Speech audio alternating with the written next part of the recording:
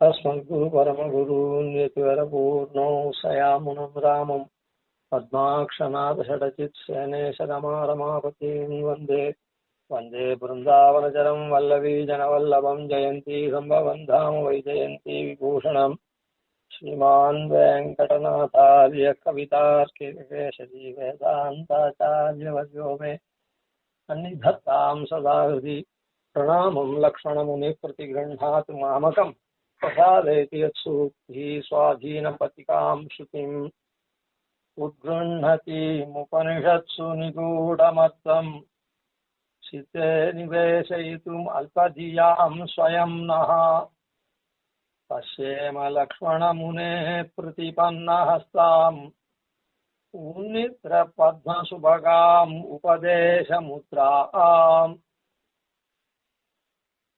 ஸ்ரீபாஷ்யக்காரர் அல்பதியா அல்ப ஞானமா உடையவாளா இருக்கக்கூடிய நமக்கு நம்முடைய உள்ளத்துல சித்தே நிவேசித்தும் தானே சுயமா நாம கேட்டில்லை, அவரே பாத்திர விவேகம் பண்ணி இந்த பாத்திரத்துக்கு நாம உபதேசம் பண்ணலாம் அப்படின்னு உபதேசம் பண்றதுக்காக உபனிஷத் அர்த்தங்களை உபனிஷத்துல மிக மிக மறைந்து கடக்கக்கூடிய அர்த்தங்களை ஞான முத்திரையினால எடுத்து சாரார்த்தத்தை எடுத்து உத்கிருணத்தின் மேல எடுத்து அப்படியே அந்த ஞான முத்திரை ஒரு வஸ்துவை எடுத்தோன்னா எடுத்து இன்னொரு கொடுக்கறது. அப்படி அதாவது உபனிஷத்துல இருந்து அந்த அர்த்தத்தை எடுக்கிற அந்த ஞானத்தை அப்படியே நம்முடைய ஹிருதயத்துல வைக்கிற. அதனால இதுக்கு ஞான முத்திரைன்னு பேரு, உபதேச முத்திரைன்னு பேர். நேத்தே சொன்னோம், ஆள்காட்டி விரல்ன்றது எம்பெருமான். ஏன்னா அங்குஷ்ட பிரமித்தனா பெருமாள் இருக்கான் அப்படின்னு சொல்றது. அதனால ஆள்காட்டி விரல் அந்த பகவானை குறிக்கக்கூடியதா இருக்கு. அந்த எம்பெருமானோட இந்த தர்ஜினி ஆளை காட்டுறத கட்டவரல் அங்குஷ்ட பிரமிதன், அதான் கட்டவரல்னு சொல்லணும் தமிழ்ல. அங்குஷ்ட பிரமிதனா இருக்கான்னு அது பகவானுடைய வாசகம்.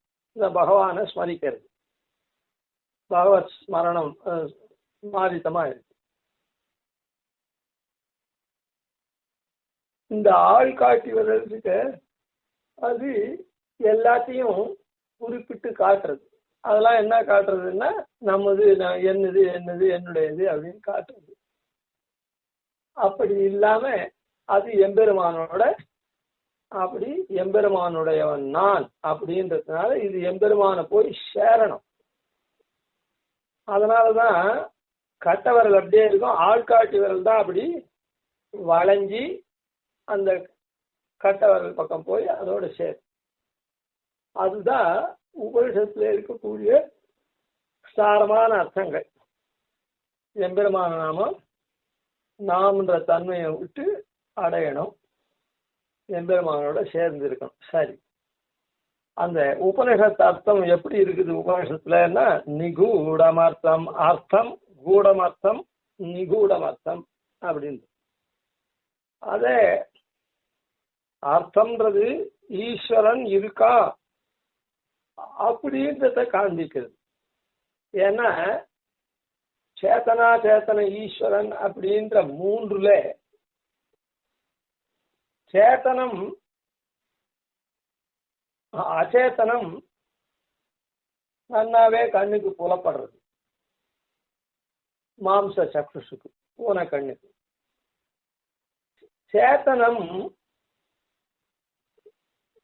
அது மாம்ச சக்ஷுக்கு புலப்படல, இருந்தாலும் ஒரு விதமா ஊகிக்கிற மாதிரி கூட,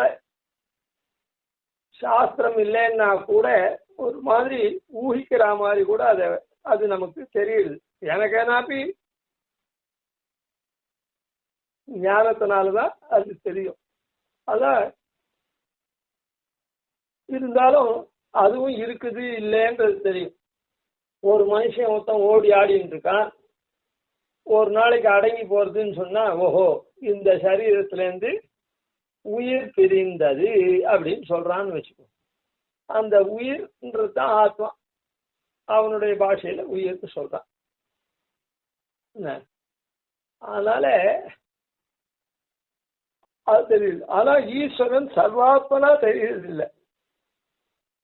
ஈஸ்வரன் சாஸ்திரத்தை தவிர மீதி இதனால ஈஸ்வரன் இருக்கான்னு சர்வாத்மனா கொஞ்சம் கூட தெரிஞ்சுக்க முடியாது. அதனால அந்த உபநிஷத்துல தான் ஈஸ்வரன் இருக்கான்றத சொல்றது.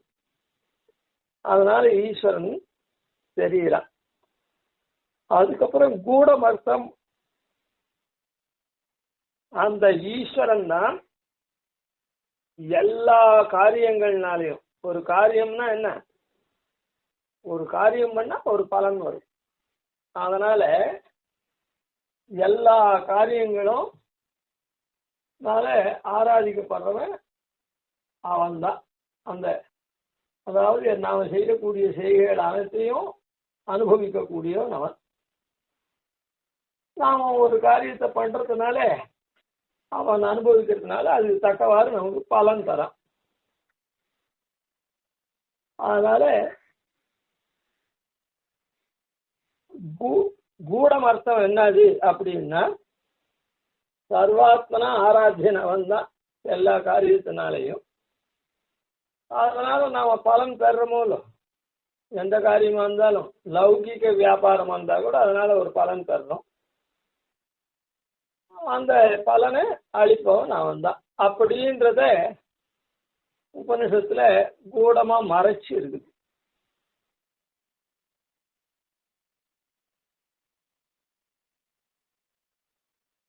நிகூடமர்த்தம் நிதராங்கூடம் ரொம்ப ரொம்ப மறைப்பொருளா இருக்குது.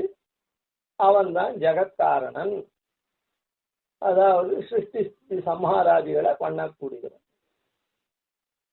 இந்த அர்த்தத்தை தான் ஸ்ரீபாஷ்யக்காரர், அதாவது திருப்பார்கடல்ல இருந்து ஆழ்பொருளா எடுத்த பராசரோட பிள்ளையான வியாச சூத்திரத்துக்கு வியாக்கியானம் பண்ற. அதை தான் பாராசரிய வச்சசுதாம் உபனிஷத் துக்தாப்தி மத்தியோதிருத்தாம். அது பாராசரியர் அந்த மாதிரி எடுத்தார், அதுக்கு பாஷ்யக்காரர் வியாக்கியானம். சரி, அதனால இப்படி ஆழ்பொருளை நம்ம நெஞ்சில வைக்கிறதுக்காக அவர் ஆழ்பொருளை உபனிஷத் மத்தியிலேருந்து எடுக்கிறார் அப்படின்னு சொல்லிட்டு அதுதான் சொன்னோம். அதுல ரொம்ப ரொம்ப நிகூடமா இருக்கக்கூடிய அர்த்தத்தை மங்கள ஸ்லோகத்துல முதல் வரியிலே சாய்ச்சார். அகில புவன ஜன்ம ஸ்தேம பங்காதி லீலே. பங்காதி லீலனா இருக்கான் எம்பெருமான். இந்த அகில உலகத்தையோ படைத்து காத்து கெடுத்து பண்ணக்கூடியவன். அதுக்கப்புறம் அகில உலகத்தையும் ரட்சிக்க கூடியவன்.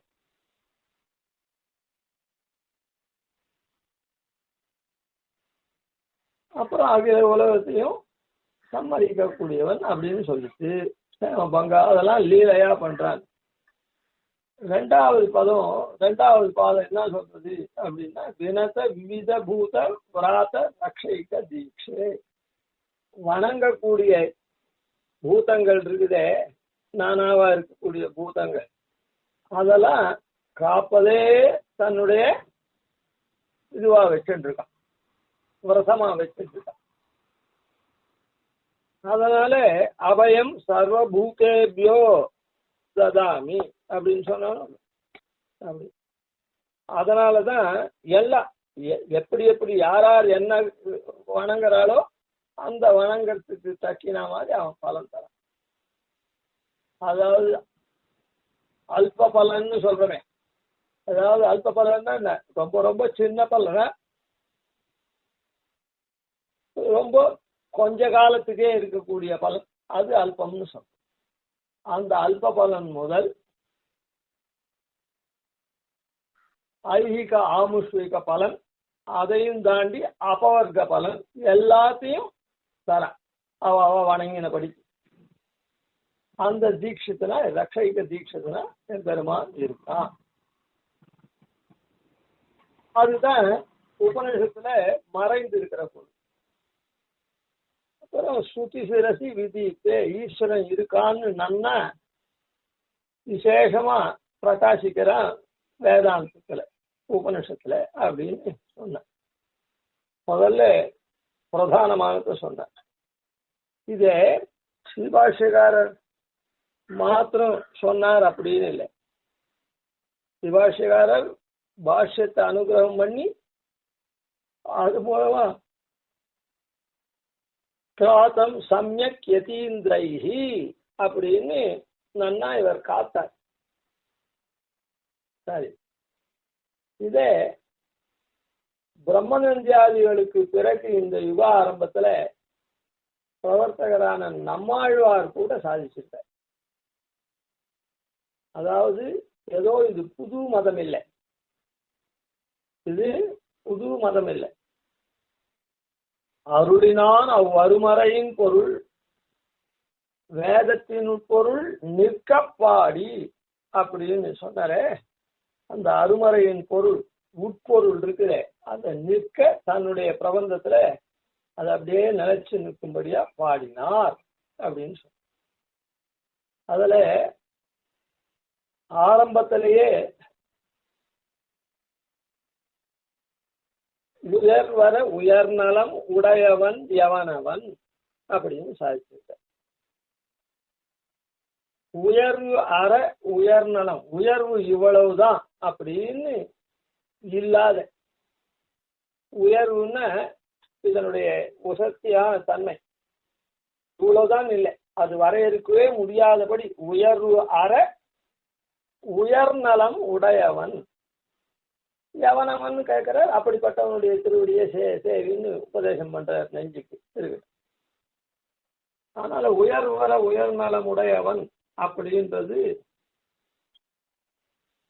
எதை குறிக்கிறது அப்படின்னா, அந்த உயர்வர உயர்நலம் உடையவனைத்தான் ஸ்ரீபாஷ்யக்காரர் அகில புவன ஜன்ம ஸ்தேம பங்காதி லீலே அப்படின்னு சாட்சி. உயர்வு அற உயர்நலம் அப்படின்னு சொல்றது என்னது அப்படின்னு சொன்னா, இந்த லோகத்தை சிருஷ்டி சமாராதிகள் எல்லாம் பண்றாங்க, அதுதான் இந்த லீலா விபூதிய சிருஷ்டி சமாரங்கள்லாம் பண்றான். அதுதான் உயர்வர உயர்நலம் உடையவன் அப்படின்னு அங்க சொல்லப்பட்டது. அது எப்படி இத இந்த மாதிரி சொல்லலாம்? வைகுண்டம் இருக்குதே, லீலா விபூதியை காட்டிலும் வைகுண்டம் ரொம்ப மேன்மையானதாச்சே, நித்திய விபூதியாச்சே, அதை விட்டு இதை சொல்லலாமா அப்படின்னு ஆபாத்ததாக ஒரு சந்தேகம் வரும். இல்லை என்ன, இதுதான். ஏன்னா உயர்நலம் உடையவன் அப்படின்னு சொன்ன. உயர்நலம் எது? அங்க வைகுண்ட லோகன்றது நலம், அது நலம். இந்த லீலா விபூதின்றது உயர்நலம். எப்படின்னா, நலமந்தமில்லதோர் நாடு புகுவீர், நலம் முடிவில்லாததா இருக்கக்கூடிய நாடு புகுவீர் அப்படின்னு சொல்றேன். அதாவது வைகுண்ட லோகம், அங்க நலம் இருக்குது, அந்த நலத்துக்கு முடிவே கிடையாது, என்னைக்கும் நிச்சயமா இருக்கு. அப்படிப்பட்டதான நாடு. அங்க எல்லாம் அத்தியாச்சரியமா அப்படி இருக்கும். அது நித்தியமா நிரதிசயமா இருக்கு, அது உயர் நலமா? இங்க கால சம்பந்தியா எல்லா பதார்த்தங்களும் ஒண்ணு தோன்றி ஒரு காலத்துல தோன்றி ஒரு காலத்துல அழியக்கூடியதா இருக்குது, இது உயர் நலமா அப்படின்னு சொன்ன அங்க இருக்கிறது எப்பவும் ஏகரூபம். அதுக்கு விருத்தி கிராசமே கிடையாது. இங்க இருக்கிற பதார்த்தங்களுக்கு மேல மேல மேல மேல விருத்தி ஆயிண்டே இருக்கும். மேல மேல கிராசம் இருக்குது, இல்லைன்னு சொல்லல. மேல மேல விருத்தி ஆகிட்டே இருக்கும். இது என்னைக்குமே இது முடியாது. மேல மேல வளர்ந்துட்டே இருக்கும். இது மேல மேல வளர்ந்துட்டே இருக்கும். இவ்வளவுதான் இதுக்கு உயர்ச்சி கிடையாது. இந்த உயர்ச்சி மேல மேல வளர்ந்துட்டு இருக்கும். வைகுண்ட லோகம் மாதிரி வளருமா அப்படின்னா அது அனந்தமா இருக்குது. ஆனா அது ஏகரூபமா இருக்குது. அனந்தமா இருக்குது, ஆனா அது ஏகரூபமா இருக்குது. அதுக்கு இதை காட்டிலும் அது உயர்த்தி அப்படின்னு என்ன, அப்பொழுதைக்கு அப்பொழுது என்ன ஆறாவதுமே அப்படின்னு ஒரே வஸ்து தான். அது அலுப்பு சலுப்பு தட்டாம ஏதோ இப்பதான் புதுசா பார்க்கறா போல ஒரு நன்னா பார்க்கணும் அப்படின்ற ஒரு இதைதான் உண்டு பண்ணுமே தவிர, அது நேற்று பார்த்தாச்சு, சரி போ இன்னைக்கு வேண்டாம் அப்படின்னு தோணார். இப்போ கருட சேவைக்கு போன வருஷம் தான் போயாச்சு, போ இந்த வருஷம் வேண்டாம் அப்படின்னு போனார். வைகுண்ட ஏகாதசிக்கு பரமபத வாசல் சேவை போன வருஷம் தான் சேவிச்சாச்சு, இந்த வருஷம் வேண்டாம் அப்படின்னு தோணார். அப்பொழுதைக்கு அப்பொழுது என் ஆறாவதுமேன்னு அப்படி வேணா அது இருக்குமே தவிர அது உயர்ந்து கொண்டே இருக்கவே இருக்காது. ஒரே மாதிரி தான் இருக்கும். அதனால தான் இந்த சிருஷ்டி ஸ்திதி விவித விசித்திர சிருஷ்டி ஸ்திதி எல்லாம் பண்றானே, விவித விசித்திர ரச்சனஸ்ய நியத தேச கால பலபோக பிரம்மாதி ஸ்தம்ப பர்யந்தம் படைக்கிறான்னு சொல்லியிருக்குது. இதுக்கு முடிவே இல்லை, வளர்ந்துட்டே இருக்கும். அதனாலதான் உயர் வர உயர் நலம்னு சொல்லி, இப்ப உயர் வரைக்கு அர்த்தம் பார்த்துட்டோம். உயர் நலம் எப்படி ஆகும்? ஏதோ ஆழ்வார் சாட்சியிருக்கார், நலம் அந்தம் இல்லதோர் நாடு புகுன்றதுனால அது நலம், அதனால உயர் நலம்னா இதுன்னு சொல்றோம். அதாவது லீலையில எப்ப ஒருத்தன் பிரவர்த்திப்பான் ராஜா அப்படின்னு சொன்னா, தன்னுடைய ஆளுகைக்கு உட்பட்ட நாடு இருக்க, ராஜதானி இருக்க, அது நன்னா செம்மையா இவனால ஆளப்பட்டு செழுமையா அந்த நாடு இருந்ததுன்னா தான் அதுக்கு மேல இவன் என்ன பண்றான், லீலார்த்தம் இதெல்லாம் பண்றான். யதா மகாராஜஸ்ய அதாவது அவாப்த சமஸ்த காமஸ்ய பரிபூர்ணஸ்ய ஸ்வசங்கல்ப விகாரிய விவித விசித்திர சிதசின்மிஸ்ர ஜகத் சர்வே லீலைவ கேவலா பிரயோஜனம். பெருமாள் அவாப்த சமஸ்த காமனா இருந்து அப்படி இருக்கிறதுனால தான் இந்த விசித்திரமான சிருஷ்டியெல்லாம் லீலையா பண்றான். யதா மகாராஜன உதாரணம் அங்க காண்பிக்கிறார் பாஷ்யக்காரர். அவன் நாட்டை நன்னா ஆண்டான்னா அதுக்கப்புறம் அதுக்கு போக்கு வீடா என்ன பண்றான், விளையாட்டுல பிரவர்த்திக்கிறான். அப்போ அங்க எல்லாரும் நலமா இருந்தாள்னா, எல்லாருக்கும் நலத்தை கொடுத்தான்னா இவன் நலமா இருக்கான் ராஜாவும்.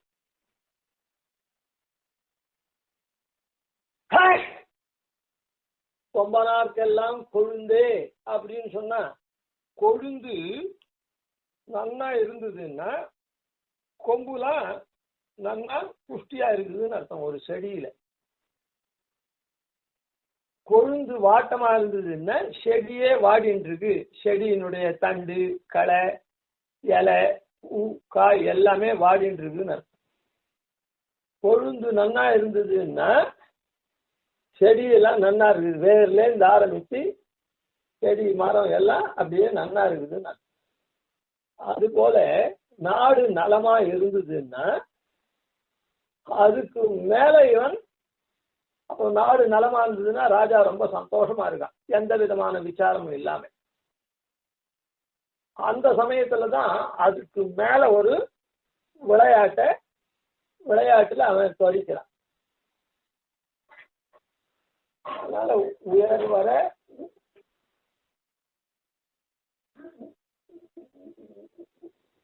நலம். அதனால உயர் நலம்ன்றது இந்த லோகத்தை சிருஷ்டி ஸ்திதி சம்மாராதிகள் பண்றதுதான் உயர் நலம். உயர் நலம் உடையவன் அப்படின்னு நம்மாழ்வாருக்கு. அதுக்கப்புறம் மயர்வர மதிநலம் அருளினன் எவனவன். மயர்வர மதிநலம் அருளினன் அப்படின்னு சாய்க்கிறார். அதாவது ஞானம் கொஞ்சம் கொஞ்சமா விகசனமாகி கடைசியில பூர்ணமான ஞானம் வருது. பூர்ணமான ஞானம் வரத்தேதான் அந்த பகவத் சாட்சா்காரம் வருது. அதுக்கு முன்ன பகவானுடைய விபூதி, பகவானுடைய சரீரமா இருக்கிற ஏகதேசமா இருக்கிறதுல சரீரத்தினுடைய ஏகதேசம் கொஞ்சம் கொஞ்சம் கொஞ்சமா தெரிஞ்சுட்டே வரான். பகவானுடைய விபூதியினுடைய தன்மையை கொஞ்சம் கொஞ்சமா தெரிஞ்சுட்டே வரான். மொத்தமா ஆன உடனே எல்லாம் பூர்ண ஞானம் வந்த உடனே எல்லாத்தையும் சாட்சாத்கரிக்கிறான். எல்லாத்தையும் சாட்சாத்கரிக்கிறான்னா என்ன அர்த்தம்? இந்த சேத்தனா சேத்தன சரீரமா இருக்குது, சேத்தனா சேத்தன பிரபஞ்சங்கள், அது அப்புறம் அதுக்கு உடையவனா இருக்கக்கூடிய சரீரியா இருக்கக்கூடிய எம்பெருமான் எல்லாத்தையும் சாட்சாத்கார். அதுதான் மயர்வர மதிநலம் அருளினன். அப்படி ஏதோ இது ஆழ்வார்களுக்கு மாத்திரம் அருள்றான்றது இல்லை. ஆழ்வாருக்கெல்லாம் இங்க இருக்குதேவே அருள்தான். நமக்கெல்லாம் கூட பிரபத்தி பண்ணி நாம பிரபத்தி பண்ணா மோட்சம் போற சமயத்துல சரீரபாத சமயத்து கேவலம் மதியைவதையா அதி பிரபுத்தா அப்படின்னு சாய்க்கிறார் பாஷ்யக்காரர். பாஷ்யக்காரருக்கு பெருமாள் சாய்க்கிறார் உத்தரமா. அத்த கத்தியத்தை பாஷ்யக்காரர் எழுதிட்டார். சரீரபாத சமயத்து கேவலம் மதியைவதையா, உன்னுடைய ஞானம் எல்லாம் நீ சம்பாதிச்ச ஞானம், காலக்கிரமம் பண்ணது, அத்த மரணம் பண்ணது, 10 பேருக்கு சொல்லி கொடுத்து அதனாலாம் இல்லை. கேவலம் மதியைவதையா அதி பிரபுத்தா அப்படின்னு. அதனால அப்போ என்னாதுன்னா அவன்தான் எல்லாத்தையும் எல்லா செய்யும். எத்கரோஷி எதஸ்னாசி எஜ்ஜுகோதி ததாசியத்தி எத் தபஸ்யசி கவுந்தேயா தத்புருஷம் அதர்ப்பணம் சொன்னானே, எல்லா செய்கையும் எனக்கு அத்தி, நான் தான் அதுக்கு உடையவன். எல்லாத்தையும் உடையவன் நான் தான். அதனால அந்த எல்லாத்துலேருந்தும் வரக்கூடிய பெருமைகள்லாம் எனக்கு தான், அதை என்கிட்ட அர்ப்பிச்சு அப்படின்னு சொன்னாலும். அதனால எல்லா செய்கையும் அவன்தான். அப்படி நாம் அர்ப்பிச்சாக்கா அந்தந்த செய்கைக்கு உண்டான பலனை நமக்கு தர. அதுல கடைசியா இருக்கிறது என்னது? எம்பெருமானையே அடையக்கூடியதான உபாயத்தை அனுஷ்டிக்கிறது தான். அதுக்கு முன்ன அதுக்கு கீழே இருக்கக்கூடிய அவர வஸ்துக்கள்லாம் கொஞ்சம் கொஞ்சமா ஆசைப்பட்டு இருக்கும். அதெல்லாம் கொஞ்சம் கொஞ்சமா விட்டு பரமாத்மனையோ ரக்தா விரக்தா பரமாத்மனையும். அதனால 2வது வினத விவித பூத விராதரக்ஷைக தீட்சே நீங்க அருளினரே, அதுக்கு மூலமா ஆழ்வார் மயர்வர மதிநலம் அருளினன். அப்படி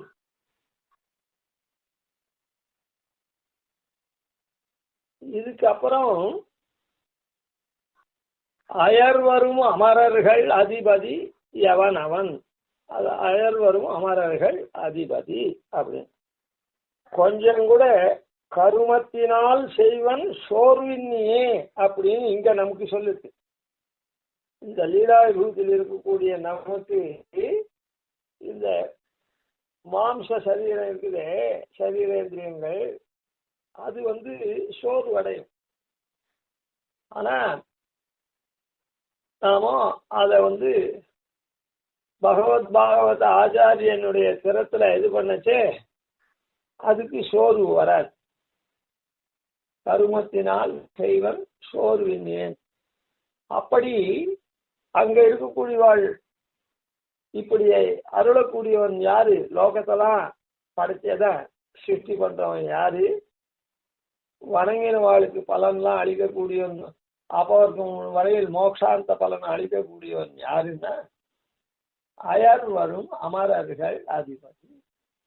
அயர்வே கொஞ்சம் கூட இல்லாத, சோர்வுன்றதே கொஞ்சம் கூட இல்லாத ஏகரூபமா எப்பவுமே ஒழிவில் காலமெல்லாம் உடனாய் மன்னி வழிவிலா அடிமை செய்யக்கூடிய அந்த நித்திய சூரிகள் இருக்காளே அமரர்கள், அயர் வரும் அமரர்கள், அவளுக்கு அதிபதியா இவன் இருக்கான். அதாவது அந்த வைகுண்ட லோகத்தை ஸ்ரீயாசார்த்தம் ஜெகத்பதி, வைகுண்டேத்து பரேலோகே ஸ்ரீயாசார்த்தம் ஜெகத்பதி அப்படின்னு ஆழ்வார்.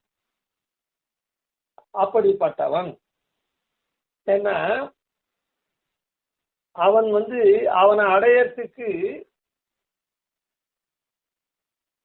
நாம உண்டான மோக்ஷோபாயத்தை அனுஷ்டிச்சோம்னா கடைசி அதுதானே. அந்த அதுக்கு பலன் தரணும்னா அவன் அந்த தேசத்தை உடையவனா இருக்கணும் இல்லை. அதை இந்த இடத்துல சொல்ற. அயர் வரும் அமரர்கள் அதிபதி. இந்த இது எப்படி தெரியுதுன்னா சுத்தி சிரசி வேதாந்தத்துலதான் விசேஷமா பிரகாசிக்கிறான் தருவான்.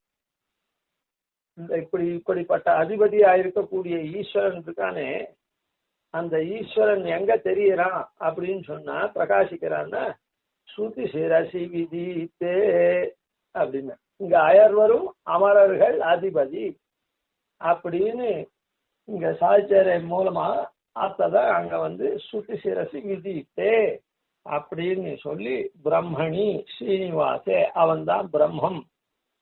ஏன் அப்படின்னா பிரகதி பிரம்மயதி, தானும் பெருசா இருக்கான், மற்றவாளையும் பெருசா ஆக்குறான். தன்னோடொக்க தர்மபூத ஞானம் பூர்ணமா விகசிக்கக்கூடியதா இருக்குது. அங்க போன உடனே ஞான விகாசம் வந்துடுறது. அதே மாதிரி குணாஷ்டக சம்பத்தியும் வருது. பாபமற்ற தன்மை, ஜரையற்ற தன்மை, மரணம் இல்லாத தன்மை, சோகம் இல்லாத தன்மை, பசி இல்லாத தன்மை, தாகம் இல்லாத தன்மை, இந்த 6 கெட்ட தன்மைகளும் இல்லாத சத்தியகாமத்துவம் சத்திய சங்கல்பத்துவம் அப்படின்ற 2 நல்ல தன்மைகளும் அங்க அந்த எம்பெருமானுக்கு போல வரும். அதான் தன்னளவா உயரெடுத்து தன்னை தந்த கற்பகம்னு இது மாதிரி நம்ம ஞானங்களை கொடுத்து குணாஷ்டக சம்பத்திய பண்ணா அவன் எப்படி அனுபவிக்கிறானோ அது மொத்தத்தையும் இங்கே இந்த நித்திய முக்தாய், அதான் இங்கேருந்து போற முக்தனும் அனுபவிக்கிறான். அதனால ஸ்ருதி சிரசி விதித்தே, இதெல்லாம் சப்தமி சொல்ற பிரம்மணி, அந்த பிரம்மம் அது யாரு அப்படின்னு சொன்ன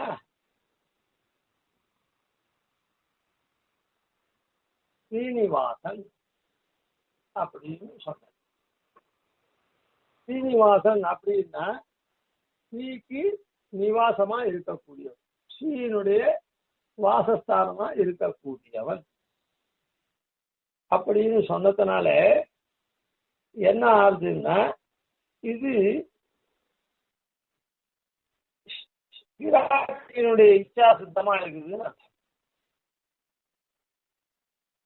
ஸ்ரீதரஹான்ற சப்தம் ஸ்ரீய தரிச்சுட்டு இருக்கான்னு சொன்னா அது எம்பெருமானுடைய இச்சா சித்தத்தினால வருது. எல்லாம் பரஸ்பரம் 2 பேருடைய உபய இச்சா சித்தம்னு பொதுவில் சொன்னாலும் கூட ஸ்ரீக்கு இருப்பிடமா இருக்கா, வாசஸ்தானமா இருக்கான்னு சொன்னா, பொதுவா லோகத்துல ஒரு இடத்துக்கு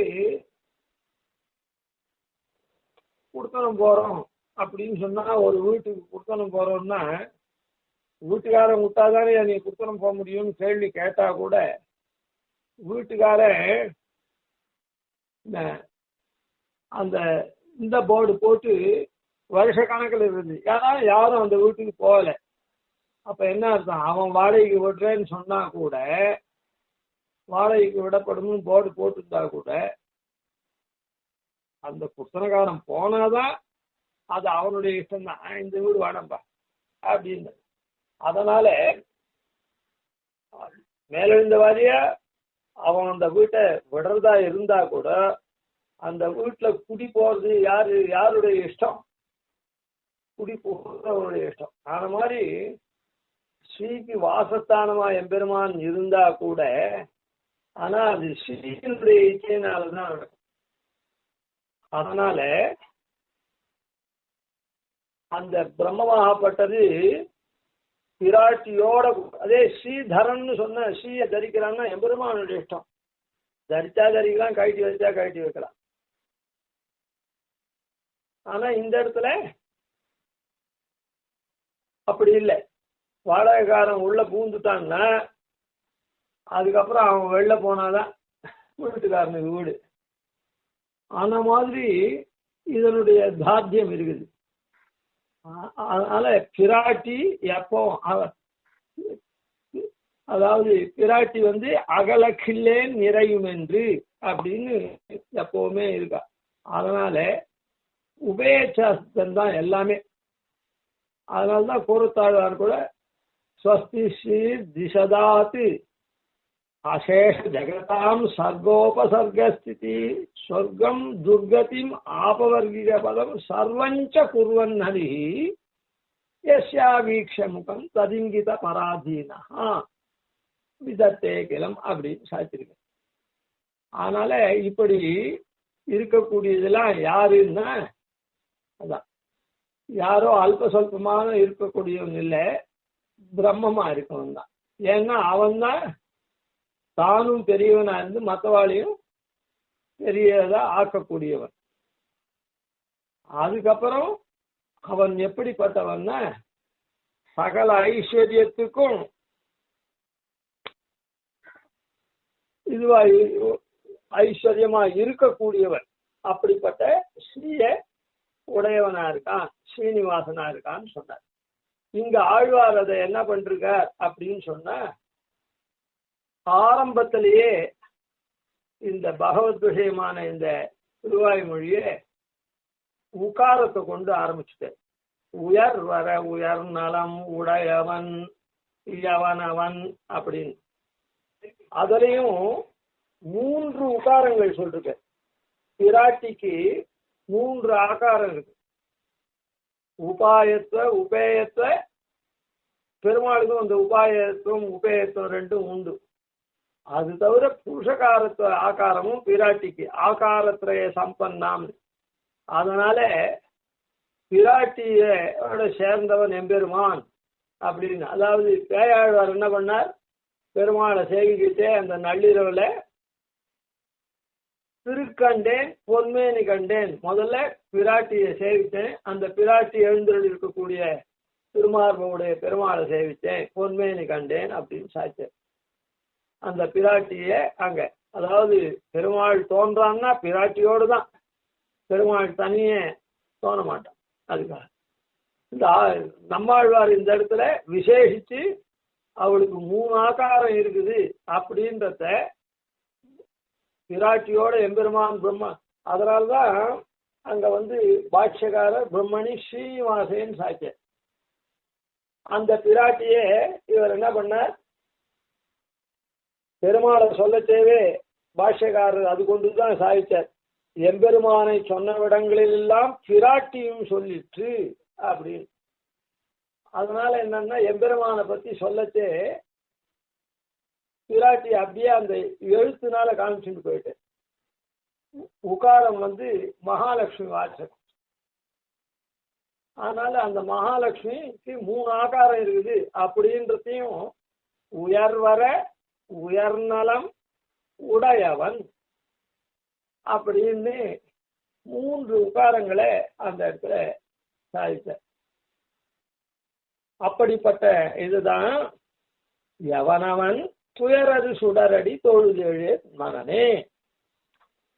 அவனுடைய துயர நம்முடைய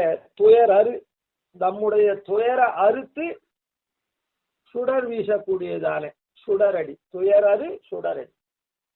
சில பேர் சொல்லுவா, அதாவது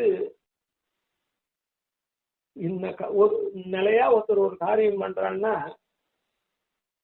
இன்னைக்கு அந்த காரியத்தை பண்ணவே இல்லை, அதனால இன்னைக்கு என்னவோ போல இருக்கு.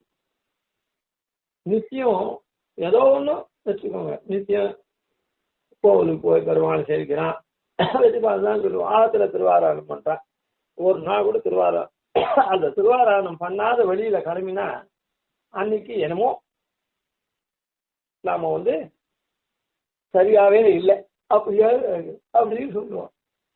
அது போல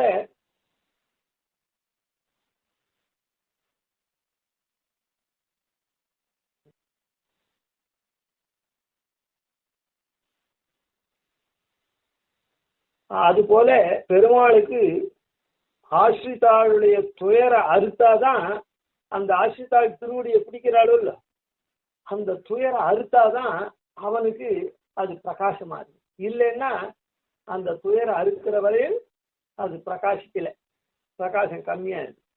துயராது சுடரடி. ஏன்னா நாம சரணாகதி பண்ணிட்டோம்னா அவன் திருவடியை ஸ்ரீமன் நாராயண சரணம்னு பிடிக்கிறோம். பிடிச்ச உடனே என்ன ஆகுது, அவனுக்கு அது ஒரு இதுவாயிடுறது, பரமாயிடுறது. என்னன்னு மோக்ஷ ஈஷாமீன் ஏத்த தேகாவசானத்துல மோட்சம் கொடுக்குறேன், உன்னுடைய ஒரு தேகாவசானத்துல மோட்சம் கொடுக்குறேன்னு. அதனால அந்த தேகாவசானம் என்னைக்கு அவனை மோட்சத்தை அழிச்சும் போகணுன்றது அது அவனுடைய பொறுப்பாயிடுச்சு. அந்த பொறுப்பு எப்ப நீங்கிறது அவனுக்கு, அந்த பரம் நம்முடைய தேகாவசானத்துல அவன் மோட்சத்துக்கு அழிச்சு. அதனால அதுவரையில் அவன் ஜாகரூகனா நம்ம பார்த்துட்டே இருக்க வேண்டியதா இருக்கு, என்னைக்கு இவனுக்கு மோட்சாவசானம். அதனால துயரறு சுடரடி தொழுது எழு என் மனனே அப்படின்னு நம்மாழ்வார் அந்த உபதேசம் இதுக்கு பண்ற, தன்னுடைய மனசுக்கே பண்ற. ஏன்னா பெரிய திருவந்தாதியில கூட முயற்சி சுமந்தெழுந்து முந்துற்ற நெஞ்சே இயற்றுவா எம்மோடு நீ கூடி, நீ என்னோட சேர்ந்து நீ முயர்ந்து பெருமாளை சேவி அப்படின்னு சொல்ற. அதனால இந்த இடத்துல தொழுது எழு என் மனனேன். அதனால்தான் இந்த பாசுரத்தை தேவப்பெருமாள் மனசுல நினைச்சு பாடினதுனாலதான் தேவப்பெருமாள் செஞ்சில் இருக்கக்கூடிய நம்மாழ்வார் இப்படி ஞான முத்திரையே இப்படி தன்னுடைய நெஞ்சுக்கு உபதேசம், தன்னுடைய மார்ல அப்படி கை வச்சுங்க. எல்லாரும் ஞான முத்திரை நமக்கு அருள்வார். இப்ப ஞான முத்திரை வச்சிருக்கவாள்லாம் மற்ற ஊர்லாம் நம்ம ஆழ்வார் இப்படி கை நம்ம பார்த்து இருக்கும். ஆனா அது அங்க தேவபுரம் செஞ்சில் இருக்கிற நம்ம ஆழ்வார் இதை பார்த்து தன்னுடைய நெஞ்சுண்ட வச்சிருப்பார் அந்த கையை. சரி, அதனால இப்போ அததான் என்ன பண்ண, பிரம்மணி ஸ்ரீனிவாசே பவத்து மம பரஸ்மின் சேமுஷி பக்தி ரூபா அப்படின்றது அங்க சொன்ன. இந்த துயரடி சுடரடி தொழுது எழு என் மனனேன்னு சொன்னார். அதே அவர் என்ன பண்ணார், பவத்து பக்தி ரூபாபன்னமான சேமுஷி பக்தி ரூபாபன்னமான ஞானம் என் மனசுல விளங்கட்டும் அப்படி. அதனால இந்த உபனிஷத்சு நிகூடமர்த்தம் அப்படின்னு சொன்னது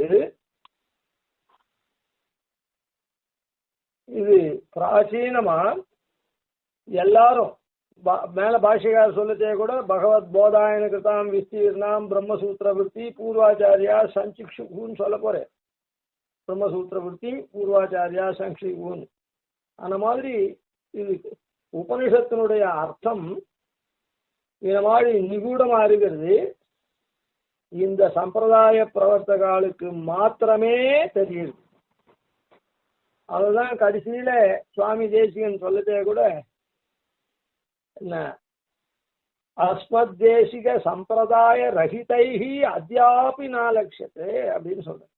இந்த நிகூடமான அர்த்தங்கள்லாம் என்னுடைய ஆச்சாரிய சம்பிரதாயத்துல சேராதவாளுக்கு இது தெரியவே தெரியாது, இப்போ கூட தெரியாதுன்னு சாய்ப்பது. ஏன்னா அது அந்த உபதேசம் ஆச்சாரியன் பண்றது நமக்கு தான் ஓரான் ஒரு வழியா ஆச்சாரியன் எம்பெருமான் தொடக்கமா வர.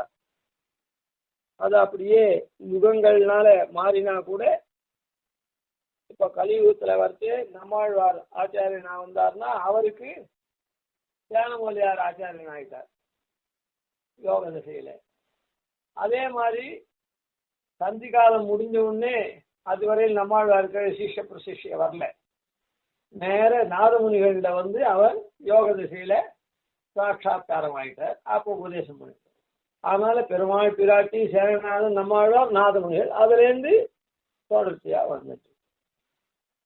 அதனால இந்த இடத்துல என்ன,